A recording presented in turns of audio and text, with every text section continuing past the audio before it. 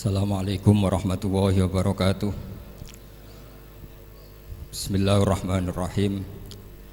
Tabarakalladzi nazzala al-furqana ala 'abdihi liyakuna lil 'alamin nadhira.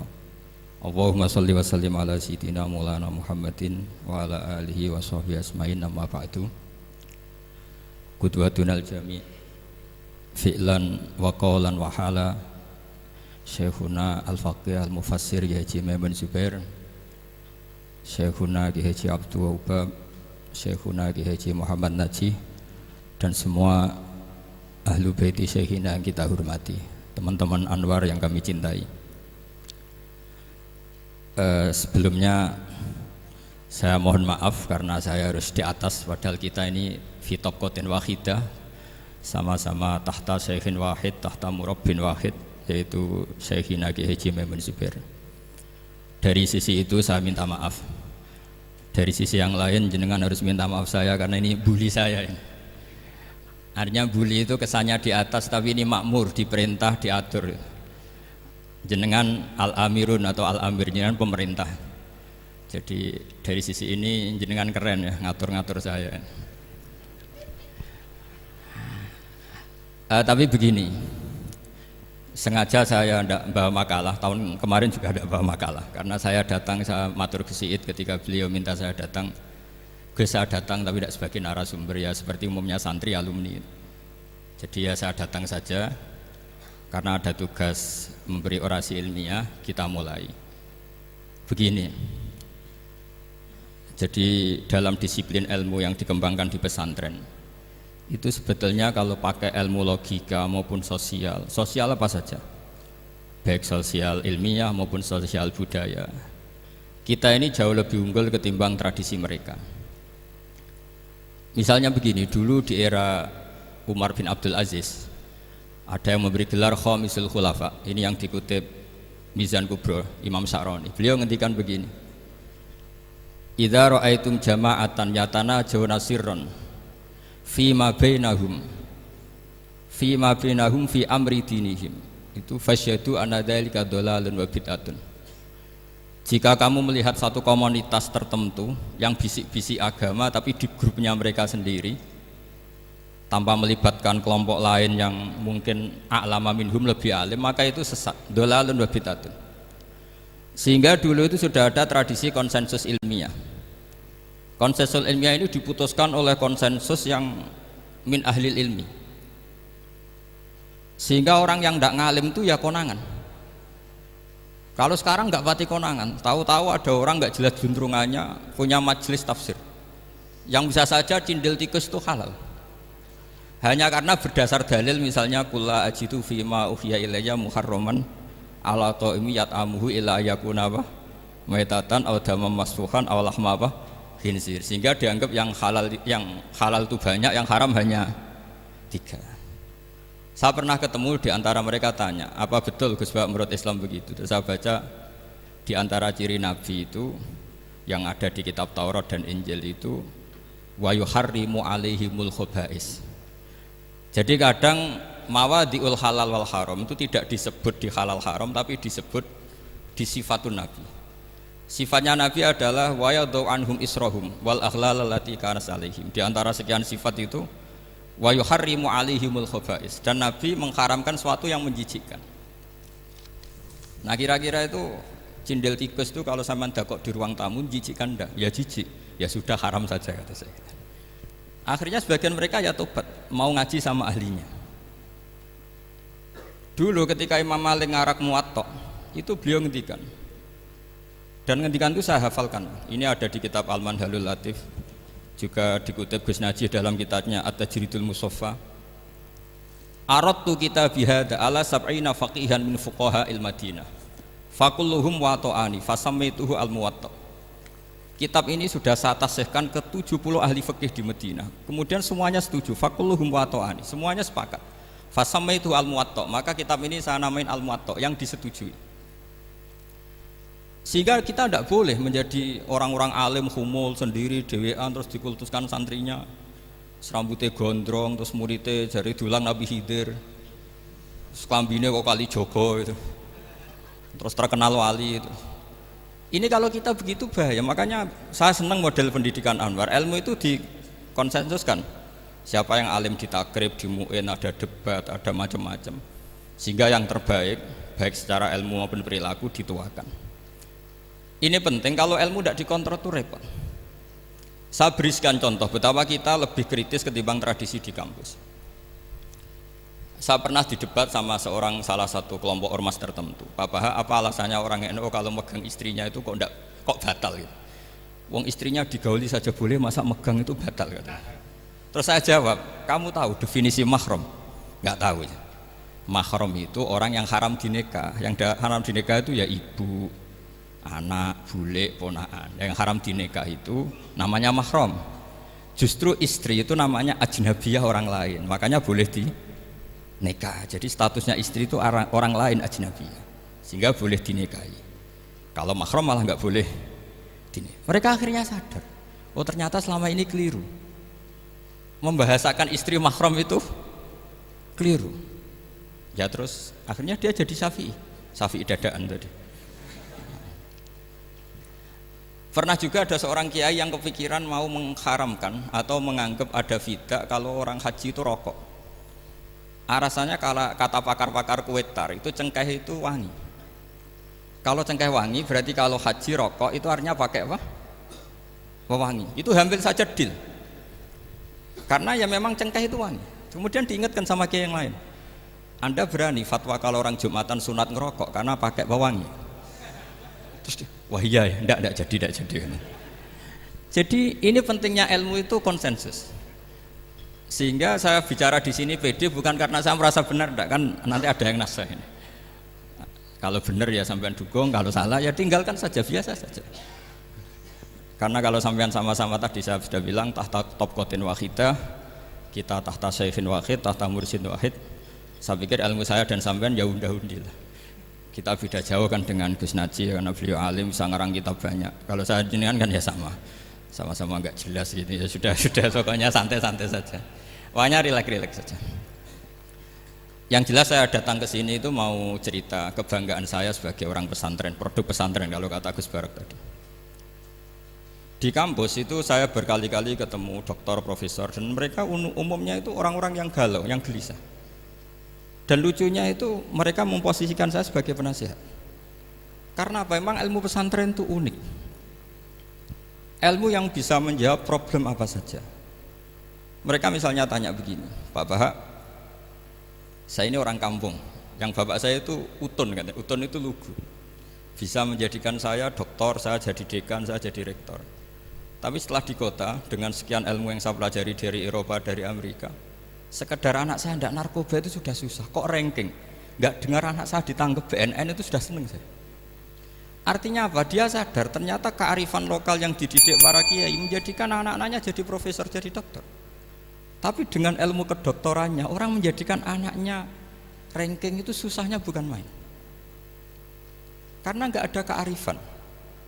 Ilmu yang mereka anggap adalah dianggap ya, tentu tidak hakikat, eksak. Eksak saja sebetulnya tidak juga subjektivitas mereka. Misalnya begini, ini contoh sekian. Pernah saya lomba cepet-cepetan matematika. Kalau saya kan pernah dimintai konsultan sebagai badan Basnas Nasional. Mereka kalau ngitung ya zakat tijarah itu 2,5%. Mungkin zakat ziroah berapa? 10% atau 20%. Kangkang yang di sini tak pikir itu mesti bingung karena gaya porogabit itu mesti raiso. Dan mereka tak tantang, coba jenengan bikin porogabit, saya pakai matematika pesantren. Itu cepat saya. Karena matematika kita adalah matematika ummi. Ummi itu orang Arab, ummiyin. Enggak usah diterjemah apa, ya sudah ummiyin saja. Ummiyin itu keibu-ibuan lugu. Jadi kalau nggak bisa itu ya terlalu. Misalnya 2,5%, kalau kita bilang kan rubu'ul usyur. Ya sudah 1.000 itu diusurkan dulu menjadi 10. Setelah 10 itu kan misalnya ya 1.000 berarti usurnya 100. Ya kan? Setelah 100 cari rubu'nya berapa? 25. Berarti setiap 1 juta 2,5% adalah 25. Mereka masih garap porogabit, saya sudah cepat 1.000 usurnya 100, rubu'nya 25. Namanya rubu'ul usyur. Begitu juga misalnya kita punya aset 100, nisful usur, usurnya 10, nisfunya berarti 5. Itu rasa porogapet cepet ketimbang sampean porogapet 2,5% kan suwi. Terus dia tanya, Pak matematikanya kok cepet? Dapat ilmu dari mana? Pernah kuliah di mana? Ya saya ngaji di Sarang sama Mbah Mun, terus saya ngaji beberapa ilmu. Nah, kelirunya rata-rata santri itu faraid itu ya ora seneng. Nah, bulat. Nah ini cerita saja. Jadi kita bisa membuktikan ke khalayak ramai kalau kita tidak kalah. Khawarizm Al-Jabar terkenal di barat, Avicenna atau Ibnu Sina itu ya dengan ilmu-ilmu umum. Dan mereka fasih sekali menerangkan ilmu medis, ilmu apa. Fasih sekali. Sehingga ketika sekarang teknologi katanya adanya di barat, di Eropa, sebenarnya mereka itu kagum sama Islam. Karena mereka ngakui bahwa di antara ilmu itu dari Islam, zaman Khawarizm, zaman Al-Jabar, zaman Avicenna, zaman Ibnu Rus dan sebagainya. Saya beri sekian contoh dan ini saya bilang tanyakan ke orang kafir yang paling inat, paling lajeb di dunia. Tanyakan ayat ini, pasti artinya seperti ini. Yaitu ketika ada fenomena likuifaksi, tentu kalau di Jogja kan ada grup ilmiah. Mereka tanya saya, Pak Bahak, apa ada teori manusia itu ditenggelamkan di bumi? Yang teori, bukan kasus, bukan peristiwa sejarah. Kalau peristiwa sejarah kan ada korun. Saya ditanya gitu terus saya jawab, aamin tuman fis sama ayakhsifa bikumul ardo fa idza hiya tamur. Apa kamu merasa aman di dunia sementara pengendali langit, man fis sama itu pengendali langit. Ya siapa saja, bisa malaikat atau bisa Allah, man sing kudratu fis sama, itu ahli tafsir beda pendapat. Yang enggak beda yang enggak pernah nafsiri gitu. Jadi yang enggak beda karena enggak pernah nafsiri. Ayak sifabikumul ardo, bahwa bumi ini bisa ditenggelamkan. Faidah ya tamur, ya memang bumi itu bisa meleleh. Terus saya memberi sekian argumentasi. Kalau kamu katakan justifikasi ilmiah karena kadung Islam dan kadung pegangan Quran, mungkin Anda akan bilang saya ini justifikasi, nyari pembenaran secara syariah. Tanyakan ke ahli lughat yang non muslim, maknanya ayat itu tetap seperti itu. Begitu juga misalnya ayat wal ardi dzatis sodq, dan bumi yang berkarakter bisa retak. Sodqun itu retak. Dulu kita hanya punya contoh, misalnya biji-bijian jagung yang lembek, yang lemah, dan bumi yang keras, atau ketela atau bengkoang itu. Ternyata dengan segala kelemahan ini, biji-bijian ini bisa merekah, dan buminya yang ngalah memberi ruang. Dulu ulama hanya nyontohkan tadi. Misalnya kalkhinto apa saja yang bisa bumi mengalah dengan proses tumbuhnya tanaman. Tapi itu kan qaulul mufassir. Kenangan saya ngaji ya, makanya saya bangga sekali sebagai murid beliau. Saya memberi gelar beliau al-faqih al-mufassir. Faqih betul karena beliau putra Mbah Zubair yang ma'ruf bil fiqhi. Dan al-mufassir beliau itu murid Said Alawi yang ngarang takriran Faidul Khabir itu dengan Habib Muhsin Al-Musawa ini. Ini penting, sanad kita ini penting, dan kita insya Allah sebagai murid tidak akan merusak sanad itu. Yang merusak sanad itu gurunya alim, baik guru alim terus kita bodoh itu merusak sanad itu. Saya masih ingat didhawuhi Mbah Mun, wong jagoan merusak sanad. Ibnu Hajar Al-Asqalani ngalim-ngalimi wong, di murid Zakaria Al-Ansori. Beliau di murid Ibnu Hajar terus di murid Fathul Mu'in. Jadi kiai nak ra di murid ngalim iku yo isin katanya. Nah kita berlomba-lomba supaya gak ngisin-ngisinin kiai. Ya ini kan kompetisi. Kalau gak kasih alim ya ngaku alim saja lah supaya ya nggak apa-apa. Artinya ya cukup lah kalau di daerah masing-masing kan. Saya pernah sama satu temen itu, Gus kula wis ngalim kok iso. Kula niku tiyang Sragen. Urip kula teng kaki Joko Samudra. Jadi kok kula ngeten iki mpun alim. Ketika dia nakal dan pengurus nyurati orang tuanya memberitahu kalau anaknya nakal, dia tenang saja. Tak tanya, kenapa kamu tenang? Bapakku buta huruf. Jadi pengurus nyurati ya tenang saja dia, karena dia tahu orang tuanya itu buta huruf. Kok nikmat huruf kok gue nggih, saya nak. Ya tapi insya Allah barokatuh Syekhina semua itu tetap berkah.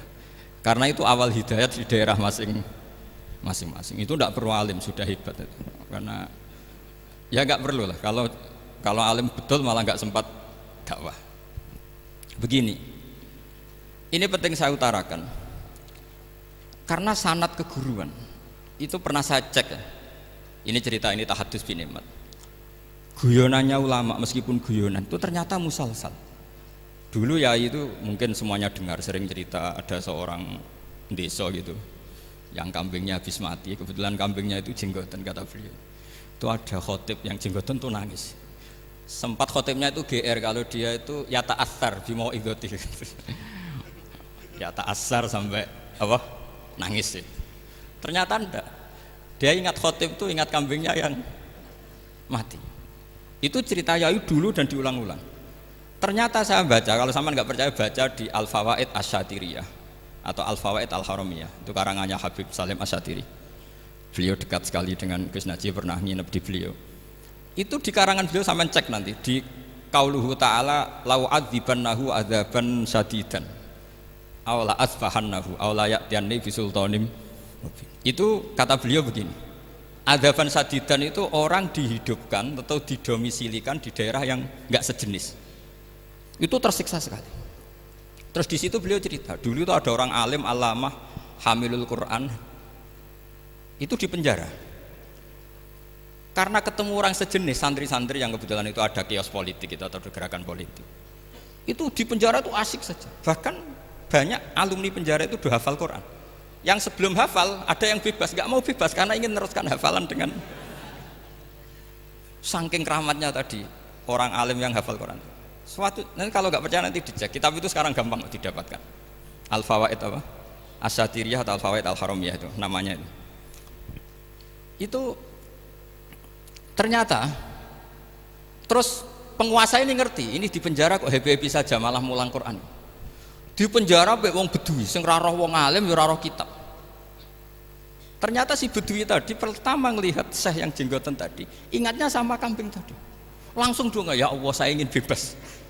Artinya betapa tersiksanya orang dikumpulkan orang yang tidak sejen. Dan guyonan itu ada di Al-Fawaid Asy-Syatiriyah. Betapa ini al-arwah junudun mujannad. Mbah Mun muridnya Sayyid Alawi pernah cerita itu, meskipun dengan analogi kias yang beda. Sayyid Habib Salim Asy-Syatiri itu malah cerita itu ditadwin, dimudawankan, yaitu ditulis di kitab. Itu kan luar biasa. Dan saya punya kitab itu. Kemudian yang sama lagi adalah Yai sering berkeyakinan annal ardo kurawiyah. Meskipun sampean mungkin lihat di video-video nak bumi itu flat, itu orang nggak mau mikir mungkin ya. Annal ardo kurawiyah. Saya percaya beliau karena beliau orang alim dan saya percaya teori falak.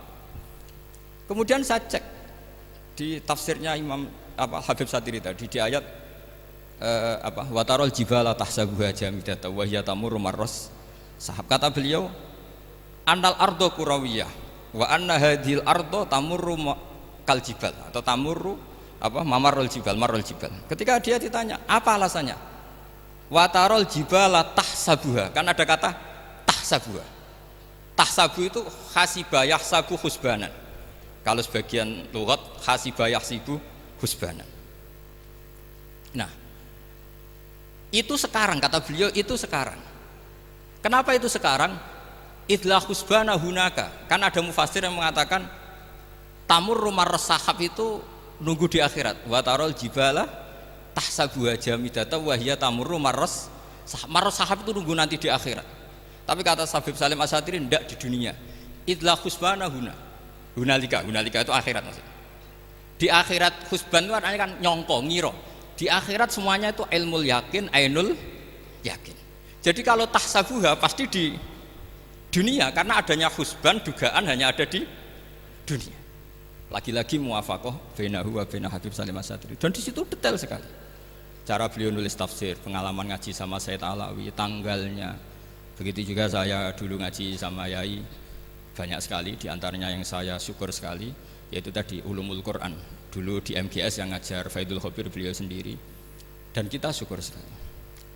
Jadi ini pengalaman-pengalaman kita sebagai murid, sebagai penerus.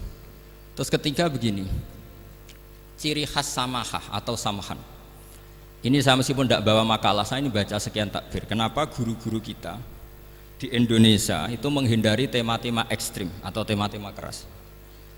Saya pikir di sini masyhur sekali, beliau sering ngendikan zada khusyu'an zada jalan, kita hanya nirukan saja tapi tidak ikut menvonis.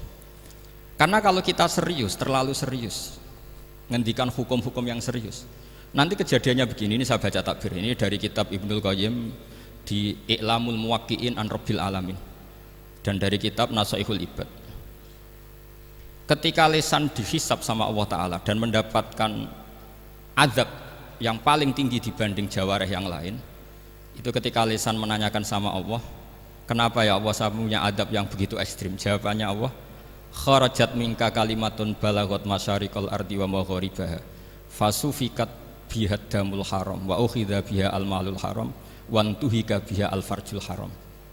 Jadi kalau fatwa serius menjadi ekstremis, apalagi fatwa-fatwa tentang chaos, tentang apa, itu nanti resikonya itu ada safkut dima, dan itu hal yang dihindari ulama dulu. Kamu jangan pernah fatwa dengan meluncurkan satu kalimat yang dengan kalimat itu bisa saja sufika biha adamul haram, orang-orang yang nggak perlu mati harus terbunuh, dan sebagainya dan sebagainya. Kalau dalam Nasaihul Ibad redaksinya adalah kharajat minka kalimatun balagot masyariqal ardi wa maghariba. Ini kalau di kitab Ibnul Qayyim redaksinya itu ada seorang ulama yang ngeluh ketika habis ngajar Al-Hudud. Ha anadza, kata beliau, yuta'allamu minni ma tudrabu bihir riqab wa tuta'u bihil furuj wa tu'khadhu bihil huquq. Jadi sehingga dengan tradisi ulama kabiron angkabirin, dulu-dulunya itu memang ulama menghindari tema-tema ekstrim. Bukan karena tidak bisa, karena takut ini kalau salah fatwa nanti safkut dima. Dan itu yang dilakukan Said Hasan bin Ali ketika beliau konflik, ya dengan tanda kutip konflik dengan Muawiyah. Kata beliau, bisa saja ini hakku rajulin, ya sudah tak kembalikan ke dia. Bisa saja hak saya tak kasihkan ke dia, haknan lidima'il muslimin. Tapi karena hukum itu adalah hukum yang sifatnya ijtihadiyah, beliau tetap menutup dengan makalah wa in adri la'allahu fitnatul lakum wa mata'un ilahin. Saya tidak tahu ini kayak apa, jangan-jangan ini hanya fitnah.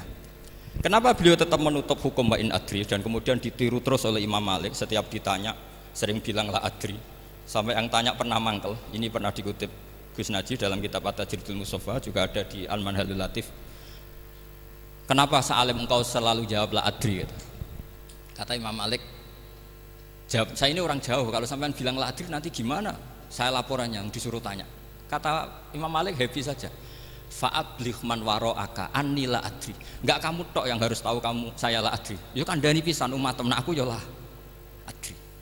Jadi ulama dulu saking khosnya sama Allah, khosyah, bilang enggak tahu itu enggak masalah. Karena begitulah sanad mereka dalam hal-hal yang ijtihadiyah, yang potensi safkut dima. Saya ulang lagi, yang potensi safkut dima itu milih aman bilang la adri. Sampean kalau nggak percaya dicek di Sahih Muslim atau di kitab-kitab hadis Sahih yang lainnya. Dan ini juga yang dipakai Ibnul Qayyim ketika bikin muqaddimah I'lamul Muwaqqi'in dalam Khotorul Fatwa. Ada seorang namanya itu Buraidah. Buraidah itu Amirul Jaysh. Itu setiap mau perang atau punya MOU dengan kelompok lain, kata Rasulullah, jika mereka menginginkan kamu ala antun zilahum ala hukmillah wa ala hukmi rasulillah fala tunzilhum ala hukmillah wa ala hukmi rasulillah. Ada redaksi yang fi dhimmatillah wa fi dhimmati rasulillah. Walakin anzilhum ala hukmi, posisikan bahwa MOU itu atas nama kesepakatan kamu dan mereka. Fa innaka la tadri atusiba hukmallahi amla, karena kamu tidak tahu apa kamu persis sebagaimana hukum Allah pandang. Kamu tidak bisa misalnya secara fikih, misalnya ada Zaid ini kafir harbi, terus kamu bilang ini wajib diperangi karena kafir harbi. Oke, itu mungkin. Tapi masalahnya bisa saja khusus Zaid ini ada sunnatullah, ada ilmu Allah yang mau diberi hidayat sehingga ada perlakuan khusus. Sampai lihat dalam Asra Badrin, itu yang ketangkap di Asra Badrin itu kan semuanya kafir harbi. Ini alhamdulillah ini beliau rawuh.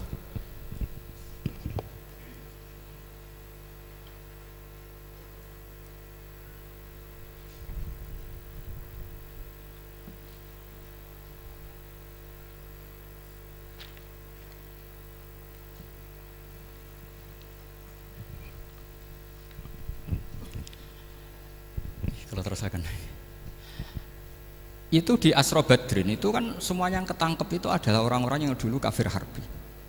termasuk mimpinihim ada Said Abbas. Tapi ketika itu jelas-jelas pernah kafir harbi ikut perang Badar. Ini pentingnya muqabalah. Apa Abu Bakar usul dimaafkan, Umar usul darbur riqab. Apa tanggapan Rasulullah sallallahu alaihi wasallam ketika masaluka ya Abu Bakrin masalu Ibrahim? Qala faman tabi'ani fa innahu minni wa man asani fa innaka ghafurur rahim. Wa masaluka ya Umar masalau Nuh. Qala rabbil la tadzar alal ardi minal kafirina napa dayar. Dan apa yang dilakukan Rasulullah? Beliau memilih pendapatnya Abu Bakar. Dan apa yang terjadi? Said Abbas dan beberapa sahabat menjadi Islam. Wa hasuna islamuhum. Artinya gini, jadi betapa dalam menganalisis satu hukum sosial, karena ini manusia, saya ulang lagi, karena ini manusia itu susah sekali. Makanya dalam banyak hal sikap-sikap Rasulullah itu dipandu oleh Allah. Tentu ada ayat laisa laka minal amri syai'un aw yatuba alaihim aw yu'adzibahum. Makanya saya mohon sekali ini para santri, khususnya santri alumni Alwar, mohon belajar itu tafsir Munir itu detail. Karena di tafsir Munir itu misalnya ada ayat tertentu yang mengkritik orang kafir tertentu, fitil kalwaqiah gitu. Di situ ada kejelasan fa aslamu wa hasuna islamuhum. Misalnya wasfir nafsaka ma'al ladzina tuna rabbahum bil ghadat, terus wala ta'du'anaka anhum turidu zinatal hayatid dunya. Terus beliau menerangkan orang-orang ini yang dulu angkuh enggak mau ta'alum sama Nabi karena enggak mau jejer sama du'afaul muhajirin dan du'afaul ansor, itu akhirnya Islam dan wahasuna Islam. Saya kira demikian. Nanti monggo bareng-bareng istifadah dari Syekhina Najih. Dan saya syukur sekali karena mendapatkan naskah At-Tajridul Mushaffa. Saya sinau buhot itu banyak di kitab-kitab fikih, tapi saya mengenang dari yang dikutip beliau tentang Imam Malik, tentang buhot in kharaju ala misli Umar bin Abdul Aziz. Terus ketika siapa itu Ibnu Qasim tanya, fa illam yakun mislah, kata Imam Malik, ya dakhum gitu. Dakhum yantaqimu wa min dzalimin bi dzalimin. Summa yantaqimu min kilaihima. Jadi sikap-sikap dari Syekhina, dari para ulama-ulama kita yang sabar ngadepi umarok yang macam-macam, itu adalah sikap dari guru-guru kita, musalsal ila Rasulillah sallallahu alaihi wasallam. Ini penting saya utarakan karena jangan sampai kritis kita sampai menjadikan bangsa ini keos. Kalau keos nanti safkut dima, tentu itu yang enggak diinginkan Sayyid Hasan bin Ali, dan beliau dapat gelar dari Rasulullah, inna ibni hadza la sayyidun wa la Allah yuslihu bi baina fi'atin azimatin. Saya kira demikian, dan bareng-bareng monggo istifadah dari Syekhina Najih.